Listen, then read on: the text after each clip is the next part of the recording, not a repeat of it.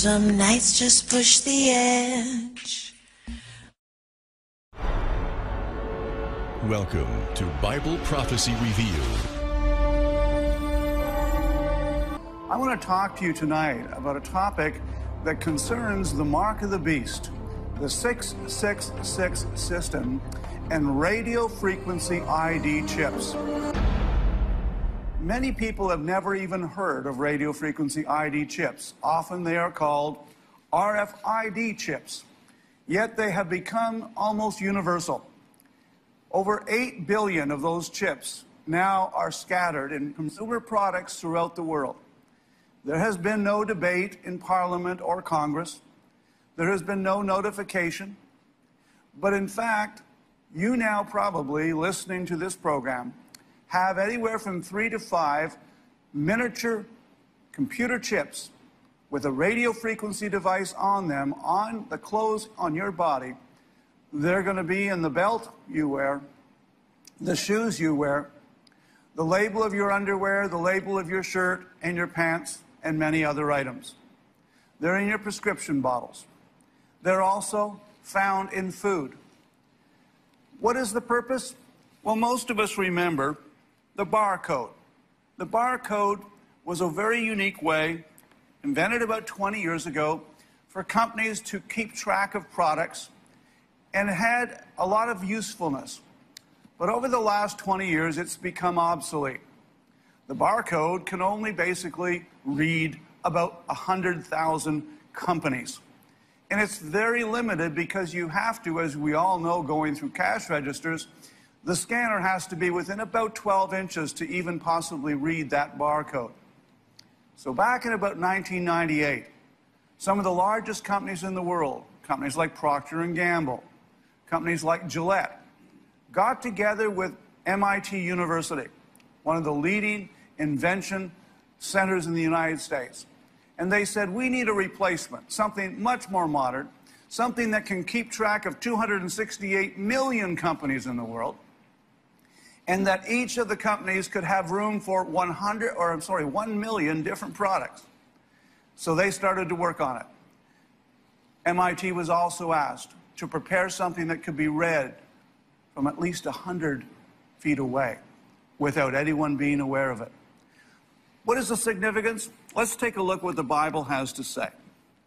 The Bible tells us in the words of the prophet John in chapter 13 that describes the future Antichrist, describes his one world government, that every tribe, nation, and kindred and tongue under heaven is going to worship this global dictator, and the false prophet is going to direct all human beings to worship him after he is assassinated, halfway through the 7-year tribulation period, 3.5 years after the rapture resurrection.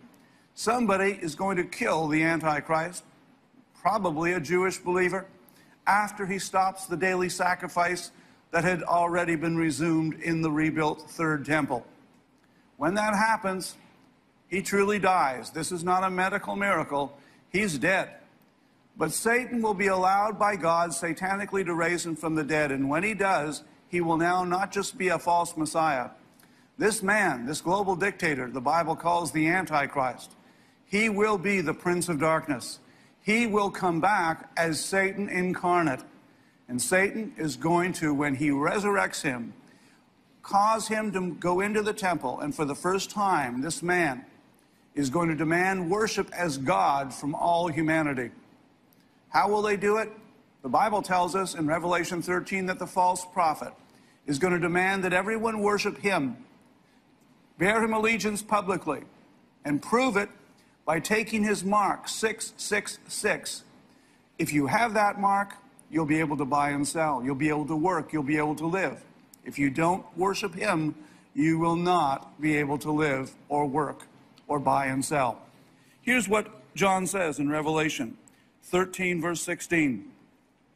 And he caused all, this is the false prophet, his partner, he caused all, both small and great, rich and poor, free and bond, to receive a mark in their right hand or in their forehead, that no man might buy or sell save he that had the mark, or the name of the beast, or the number of his name. Here is wisdom. Let him that hath understanding count the number of the beast, for it is the number of a man, and his number is 666. The Bible tells us that in the last days, money is going to be replaced by digits. In all of human history, money has been a number of things, from seashells to cattle. It has also been mostly currency made of paper or of coin made of metals. But already in North America, we're 97 to 98% cashless. If you take all the financial values in the United States today, less than 2% actually exist as paper currency or coin. We could not operate a sophisticated, modern, instantaneous economy where we literally transfer trillions of dollars every single day through the banks in New York and London unless we had a digital economy. But how did John know 2,000 years ago that money would become digits? The money that you have in your bank is represented by electronic blips on a computer program in a hard drive. If that hard drive was ever damaged by terrorists, if it was done away with by a mistake by the banks, how would you ever prove how much money you really had? It would be mostly very difficult. The Bible says that there will be a future system, and it will be used by the Antichrist as a totalitarian police control system to enforce humanity's worship of the Antichrist. Now, back when they created in 1998 the radio frequency ID chip, these companies, Procter & Gamble and Gillette, were the leaders, but many others joined in. They decided that they needed to have a much more extensive amount of information. Not only 268 million companies worth of information, each with 1 million different products, potentially, but they decided that they would apply a 96-digit number, a unique alphanumeric number that would apply to every product in the world. In fact, MIT and their Center for Radio Frequency ID Chips said publicly in a business magazine for their industry that we want to see a number, a unique 96-digit alphanumeric number applied to every product, every animal, and every human on Earth. That's awfully significant in light of the Bible's prophecy about the coming mark of the beast. Because one of the things prophecy teachers like myself have always wondered is how in the world could the Antichrist institute a universal system so quickly, because he only has 3.5 years from the time he's assassinated and is resurrected to introduce such a system globally before the Battle of Armageddon comes that ends his reign and Christ will destroy him. How could it be done? Well, what if? What if a system, maybe a second or third generation of what I'm going to tell you about in this program, already existed, pre-existed perhaps even the rise of the Antichrist to take over the revived Roman Empire and the 10 nations of Europe? What if the system was introduced for economic and security reasons, and then it was simply taken over at some generation in the future by a future dictator who would then utilize it to say, okay, if you want to worship me and continue living and working and buying and selling, we will add 666 to your original number. Such a modification of an already existing chip system beneath the skin of radio frequency ID chips or the next generation thereof could very easily and quickly be implemented universally. What am I talking about? Well, the radio frequency ID chips are, in fact, when they were first brought out, about the size of a large postage stamp. In the center of the postage stamp was a little tiny computer chip. A wire went out in a maze around it in a square. It did not have a battery, but anyone who had a RFID scanner, the size of a flashlight, they cost about $300 on eBay. Anyone with one would send out a radio signal 100 feet, and it would bounce back with the unique 96-digit alphanumeric number of that particular product. Now, let's say you buy a pair of shoes. That 96-digit number will have the first three numbers indicating the country of manufacture, probably China. Then the company that made it and sold it. The retailer that actually you bought it from. And now it will identify the type of product it is, and finally a number of those numbers will identify that particular pair of shoes or pants or shirt or whatever the other product is. That unique number identifies the product from all other products in the trillions of products in the world. But here's what happens. When you go through the cash register and you pay for it with your debit or credit card, or even a check, your personal identity is now attached to the radio frequency ID 96-digit number. You see, those numbers are transferred by the internet, by that store, instantly by the internet to an underground base run by the manufacturers and retailers who now store all those billions of numbers of individual products. But now with that belt that I bought in a large retailer, is not only that number, but attached to it is my name, Grant R. Jeffrey, and my Visa or debit card, whatever I used to purchase it. Now they put scanners in the doors and in the floors of banks by the tens of thousands. IBM, for example, created a system called Margaret. They applied scanners built secretly into the doors and into the floors of tens of thousands of banks. And when they did so, when you as a valued customer come in to a bank, instantly up on the scanner to their security comes your RFID numbers. And instantly it connects to the tellers, computers, and the managers. Grant Jeffrey has just walked through that door. And so I walk up to a new teller that I've never met before in my life, and she acts as if I'm her old best friend, because she has all my data, all my bank accounts, loans, and everything else on her computer screen. Very brilliant system. You might ask the question, did IBM ever ask people if they wanted such a system? No. Did any of these companies ask for this?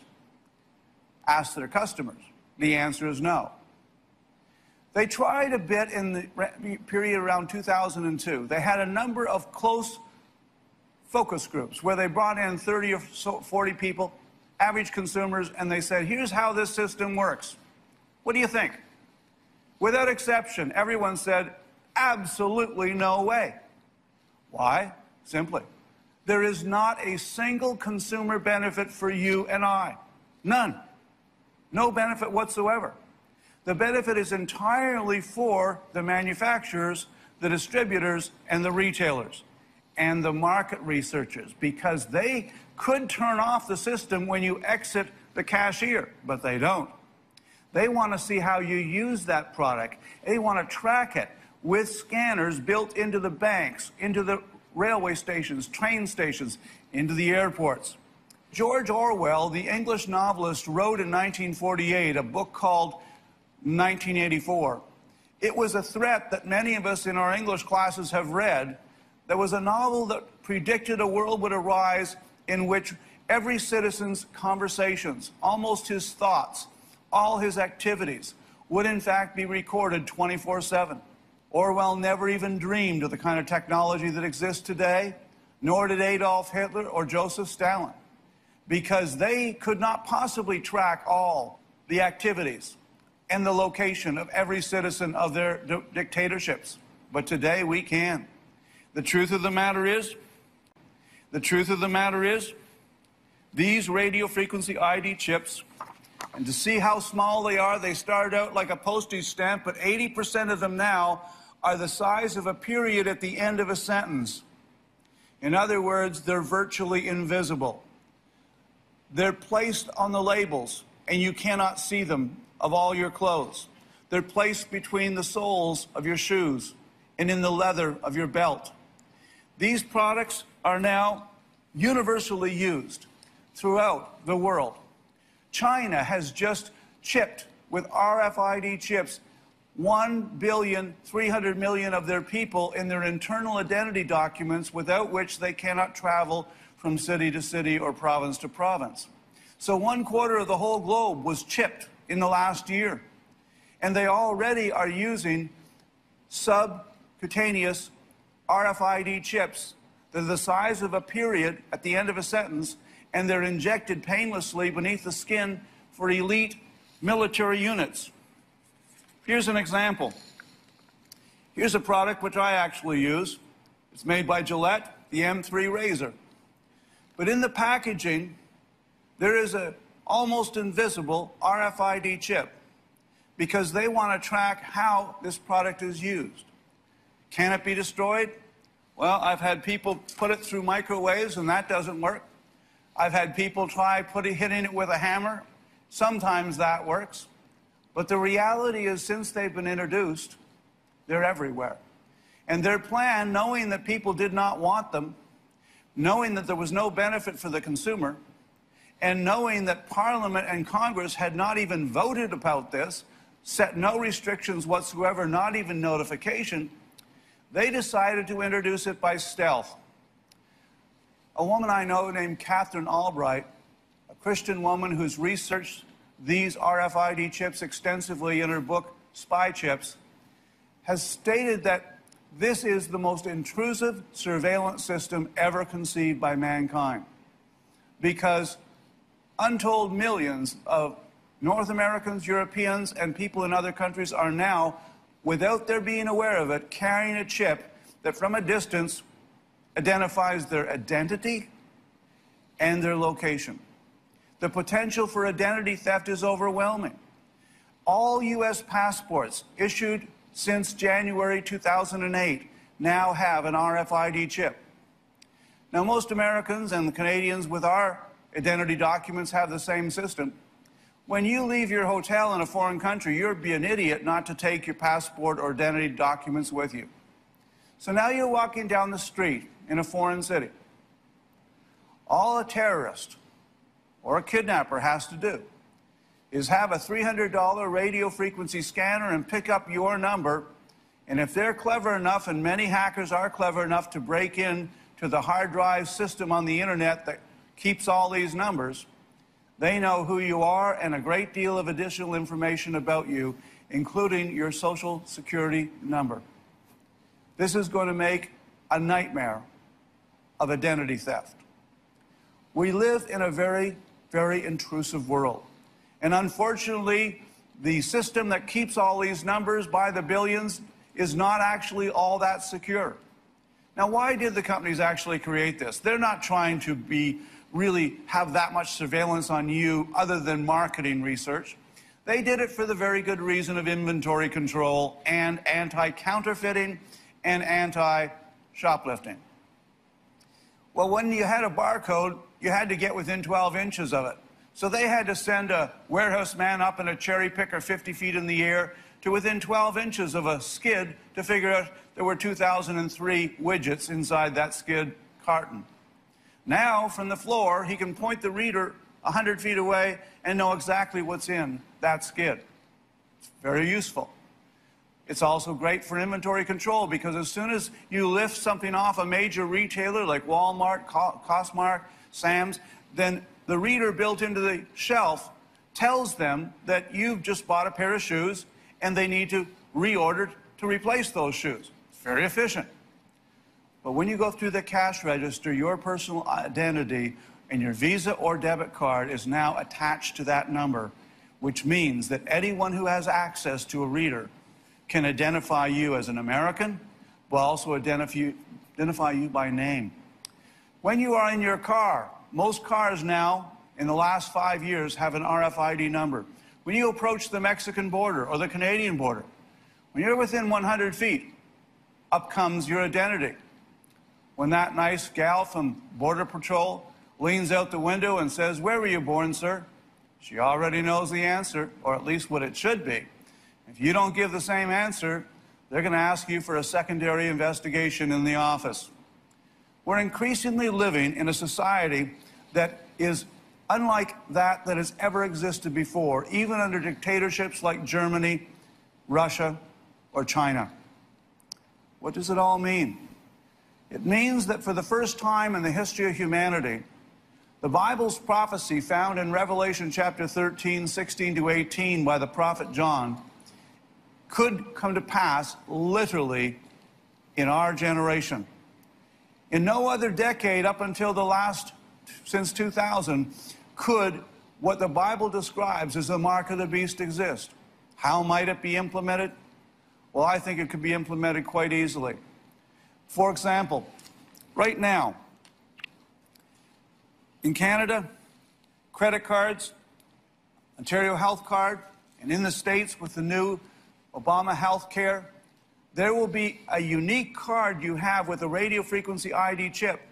And that card is going to contain not only a unique number with all your medical records attached to it, but on top of that, you're going to find that all sorts of other data, your driver's license, your Social Security, even your company records are going to increasingly be attached to one card. But identity theft remains and continues to be a growing problem. It's the #1 consumer crime in North America and Europe today. How do we stop it? It doesn't take a genius to realize that those that are concerned about identity theft and security are sometime soon going to suggest that not just elite military units and elite police units have a under-the-skin computer chip, but rather it is going to be suggested that we inject a radio frequency ID chip that can be read from up to 100 feet away, and that it have unique biometric information. This would make counterfeiting almost impossible. Do you know that in the United States, we've actually seen a situation where money has now been introduced by the United States, first by the euro in Europe, now the United States, Britain, and Canada are looking for security reasons of putting a radio frequency ID chip in every single piece of currency. That would mean that a potential thief could just drive down your street, drive down any street in your city, and with a radio frequency scanner would literally be able to detect how much paper currency you had or any other person walking or driving on that same street. The potential abuse of our privacy and of our personal property is overwhelming. This is the world we live in. Increasingly, as we know, almost all valuable pets are now having a radio frequency ID chip placed in their body. But did you know that livestock, both horses, cattle, sheep, are having the same chips placed in them? The Department of Agriculture wants to be able to track animals from the time they're born all the way through the food chain until it ends up on your table, so that if there's a future mad cow disease attack or anything similar, they can easily monitor and deal with it. The problem is that every one of these intrusions in privacy and surveillance can be justified to some degree on its own benefit to government, to society. Governments hate cash. They hate cash because cash is used for drug lords and crime. Cash is used for prostitution. Cash is used for money laundering, tax evasion, many other crimes. It's easy to see that if you eliminated cash entirely, many crimes would become very difficult to remain unobserved by the police. Governments hate cash. Banks hate cash. And so there's a tremendous interest in both the banks and government to move away from individual cash and coin and rather to replace it. And putting an RFID chip in currency like the euro, which has already been done, is just one more step toward the elimination in the very near future of any currency whatsoever. And you will literally have to use a credit or debit card, a smart card, with an RFID chip in it before you can even buy anything. Almost all the new phones that are the expensive phones, above $250 to $300, now have a radio frequency ID chip in them, which can be programmed when the system is ready to say go with your credit or debit card. From that point on, when going through a store that is set up for the system, you would not have to pull out a card. You would not have to pull out cash. You would simply hold up your phone within 25 feet of a scanner at the cashier and walk right out of the store with that pair of pants and that pair of shoes. We are living in the last days. While much of this technology has been introduced not with a malevolent purpose, the truth of the matter is that it has a malevolent potential effect on our privacy and our freedom. We are living in the last days. The Bible said it would happen. Over the last 40 years that I've studied Bible prophecy, many other teachers and students of prophecy have doubted that this is really what's coming at us. I used to doubt it too, up until about 20 years ago. But my research in financial planning over 20 years revealed that when they introduced credit cards and debit cards, that was by no means the end of their planning. These were always intended to be temporary, transitional steps that would lead to something that would use radio waves. Today, they can, from a satellite or helicopter, with a radio frequency ID chip with a battery that is smaller than the period at the end of a sentence, can identify your location and absolutely locate who you are. In light of this, you need to realize that we are living in the time that Jesus spoke of and the other prophets. Jesus told us that we should not be filled with despair. In fact, we are to recognize that Jesus Christ is coming very soon. Is this becoming as universal as I suggest? Well, think about this.